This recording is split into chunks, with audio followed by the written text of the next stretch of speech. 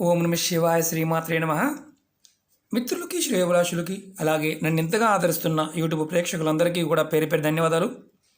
మిత్రులరా, మీ అందరికీ కూడా ఆ పరాదేవత ఎల్లవెల్లలా మీతో ఉండి మీ మనోవాంఛ నెరవేర్చాలని మనస్ఫూర్తిగా కోరుకుంటున్నాను. ఈరోజు మనం మన వంటగదిలో ఉండే ఒక వస్తువును ఉపయోగించి నిత్య జీవితంలో ఎదుర్కొనే అనేక రకాల సమస్యల నుండి ఎలా బయటపడాలో తెలుసుకుందాం. ఆ పదార్థం జీలకర్ర. మన పప్పుల డబ్బాలో ఉండే అద్భుతమైన పదార్థం. ఆరోగ్యపరంగా ఆయుర్వేదంలో ఎన్నో రకాల ప్రయోగాలకి వినియోగించే పదార్థం. తాంత్రికంగా కూడా ఈ పదార్థానికి అద్భుతమైన స్థానం ఉంది. చాలా రకాల పూజల్లోనూ అలాగే ప్రయోగాల్లో దీన్ని వాడుతూ ఉంటారు. మనం రాత్రి పడుకునే ముందు ఈ పదార్థం అంటే జీలకర్రతో ఈ ప్రదేశంలో పెట్టి పడుకోవడం వల్ల అద్భుతం చూస్తారు. ఆశ్చర్యంగా అనిపించవచ్చు. ఎలా చేయాలి, ఏ విధంగా చేయాలి తెలియచేస్తాను. మీ ఇంట్లో ఉన్నట్లుండి కుటుంబ సభ్యుల మధ్య గొడవలు జరుగుతున్నాయి అనుకోండి, అధికంగా జరుగుతున్నాయి, అంతా బాగానే ఉంది అనుకునే సమయంలో ఏదైనా అనవసరపు ఖర్చు రావటం, అలాగే సంపాదన కంటే ఖర్చులు అధికంగా అవడం, చేతిలో ఒక్క రూపాయి కూడా మిగలకపోవడం, అధికంగా అప్పులు చేయవలసి రావడం, ఇంట్లో ఉన్న ఆడవారు మగవారు చెడు మార్గంలో వెళ్ళడం, అంటే చెడు వ్యక్తులతో సాహసం చేయడం, అంటే ఒక రకంగా చెప్పాలంటే పిల్లలు కానీ భర్త కానీ భార్య కానీ చెడు వ్యక్తులతో సావాసం చేయడం, అలాగే శత్రువులు అధికమవ్వడం, ప్రతి చిన్న విషయానికి మిమ్మల్ని ఇబ్బంది పెట్టాలని చూడటం, మీరు ఏది మాట్లాడినా అవతల వారికి మిమ్మల్ని తప్పుగా అర్థం చేసుకోవడం జరుగుతూ ఉంటే మీరు ఖచ్చితంగా ఈ ప్రయోగాన్ని చేయండి. అలాగే ఇటువంటి సమస్యలతో బాధపడుతున్న వారు ఎవరైనా ఈ ఉపాయాన్ని చేయవచ్చు. ఎలా చేయాలో చెప్తాను. మీకు ఈ వీడియో నచ్చినట్లయితే లైక్ చేయండి, నా ఛానల్ని సబ్స్క్రైబ్ చేసుకోండి, పక్కనే ఉన్న గంట సింబల్ని యాక్టివేట్ చేసుకోండి, 10 మంది మిత్రులకి షేర్ చేయండి. ఆడవారైనా మగవారైనా ఈ ఉపాయాన్ని చేయవచ్చు. ఆడవారు నెలసరి సమయంలో ఈ ఉపాయాన్ని చేయవచ్చు, ఇబ్బంది ఏమీ లేదు. అంటే నెలసరి సమయంలో కూడా ఈ ఉపాయాన్ని చేయవచ్చు.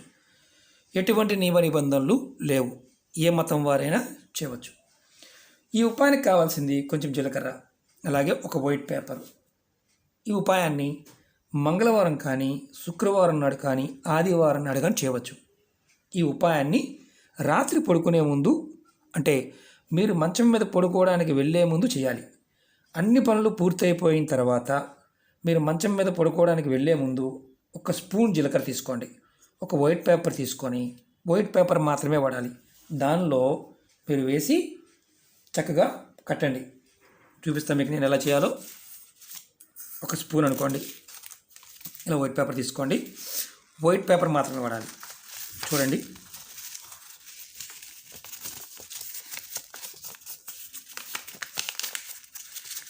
దీన్ని ఇలా లోపలికి మడత పెట్టండి.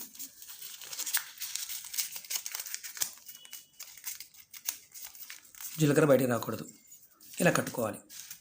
కట్టుకున్న తర్వాత మీరు మంచం మీద పడుకోవడానికి వెళ్ళే ముందు, ఇక నిద్రపోతాం అనుకున్నప్పుడు ఒక స్పూన్ జీలకర్ర తీసుకోండి, వైట్ పేపర్లో కట్టండి. దానిపైన ఏ సమస్యతో అయితే ఇబ్బంది పడుతున్నారో ఆ సమస్య రాయండి. అంటే ధన సంబంధ సమస్యలను చూపిస్తాను. ధన సంబంధ సమస్య అనుకోండి, ఇక్కడ ధనం అని రాయండి. నేనేమి రాయట్లేదు, మామూలు ఎక్సెల్ చూపిస్తున్నాను ఇలా. అలాగే మీరు అంటే ధనానికి సంబంధించిన సమస్య అయితే ధనమని, శత్రువుల వల్ల ఇబ్బంది పడుతూ ఉంటే శత్రువు అని, కుటుంబ సభ్యుల మధ్య గొడవలు తగ్గాలి అనుకుంటే గొడవలు తగ్గాలి అని చిన్నగా రాసుకోండి. తర్వాత ఈ పొట్లాన్ని మీ తల చుట్టూ 7 సార్లు తిప్పుకోండి.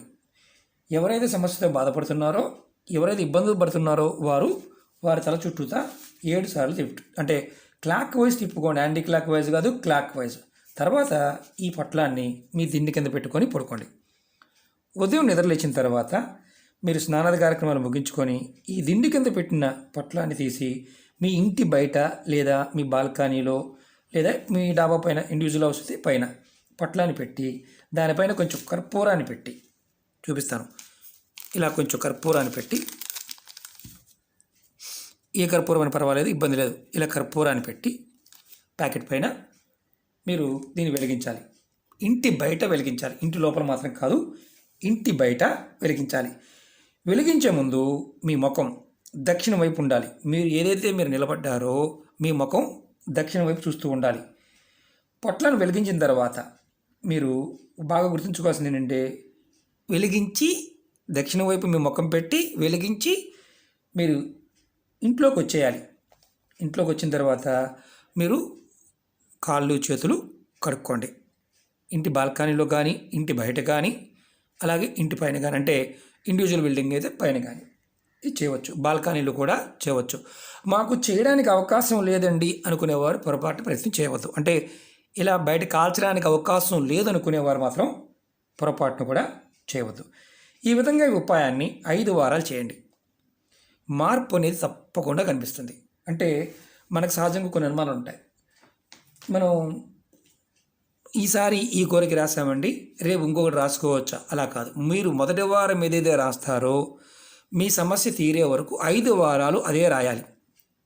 మీరు ఈరోజు చేశారు, తర్వాత ఆదివారం నాడు చేశారు, మీరు మళ్ళీ నెక్స్ట్ ఆదివారం చేయండి. అలా అంతేగాని వరుసగా 3 రోజులు చెప్పారు కదా, 3 రోజులు చేయవచ్చా అని అనుమానం వస్తుంది. అలా చేయకూడదు. ఆదివారం నాడు చేస్తే ఆదివారం నాడు చేయాలి. అది గుర్తుంచుకోండి.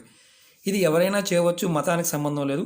మనలో ఉండే ఏదైతే మన మీద జనాలు ఇబ్బంది పెట్టే విధంగా ప్రవర్తిస్తూ ఉన్నప్పుడు మనం ఖచ్చితంగా ఈ చిన్న ప్రయత్నం చేసి చూడండి. మన ఇంట్లో పదార్థమే కదా, మనకి చిన్న చూపు ఉంటుంది. ప్రయత్నపూర్వకంగా చేయండి. ఖచ్చితంగా ఫలితం వచ్చి తీరుతుంది.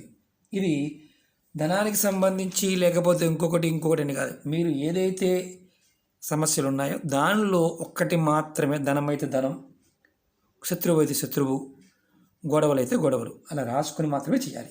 ఇది కూడా రాత్రి పడుకునే ముందు చేయాలి. అది కూడా కొంచెం జీలకర్ర, మన ఇంట్లో ఉండేది, పెద్ద ఖర్చు అయ్యేది కూడా కాదు.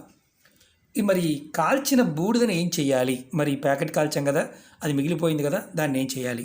దీన్ని మీరు తీసి డస్ట్బిన్లో కానీ డ్రైనేజీలో కానీ పడవేయవచ్చు. లేదా మీకు డస్ట్బిన్లో అంటే బయటికి వెళ్ళే అవకాశం లేదనుకోండి, మీ టాయిలెట్ షింక్లో పడేసి మీరు నీళ్లు పోసేయచ్చు. ఇది ఎటువంటి భయపడాల్సిన అవసరం లేదు. కానీ గుర్తుంచుకోవాల్సింది ఏంటంటే, చేసిన తర్వాత మీరు వెలిగించిన తర్వాత అక్కడ నిలబడకూడదు, ఇంట్లోకి వచ్చేయాలి. అది పూర్తిగా అయిపోయిన తర్వాత మీరు ఈ పని చేయవచ్చు. ఓకే మిత్రులారా, మీకు ఈ వీడియో నచ్చినట్లయితే లైక్ చేయండి, నా ఛానల్ని సబ్స్క్రైబ్ చేసుకోండి, పక్కనే ఉన్న గంట సింబల్ని యాక్టివేట్ చేసుకోండి, 10 మంది మిత్రులకి షేర్ చేయండి. మళ్ళీ చెప్తున్నాను, చాలామంది మిత్రులు మెయిల్స్లోను కామెంట్స్లోను అడుగుతూ ఉన్నారు, మాకు వీడియో చూస్తున్నామంటే పూర్తిగా చూసాము కానీ అర్థం కావడం లేదు, మేము ఎలా చేయాలి? అర్థం కాకపోతే కొంచెం ఉన్న కామన్ సెన్స్ ఉండాలి. అర్థం కాకపోతే చేయకూడదు. మీకు అర్థమైతేనే చేయండి. ఎందుకంటే ఈ ప్రయోగాలు ఎప్పుడు కూడా మన మానసిక శక్తిని ప్రేరేపిస్తాయి. మన మనసులో ఉన్న శక్తిని ప్రేరేపించి ఫలితాన్ని రావడానికి మార్గాన్ని తెలియచేస్తాయి. అది గుర్తుంచుకోవాల్సిన విషయం. కాబట్టి పరిపూర్ణ నమ్మకం, విశ్వాసంతో ప్రయత్నించండి. ఫలితం ఖచ్చితంగా వచ్చి తీరుతుంది. ఓకే మిత్రులారా, ఓం నమః శివాయ, శ్రీమాత్రే నమః.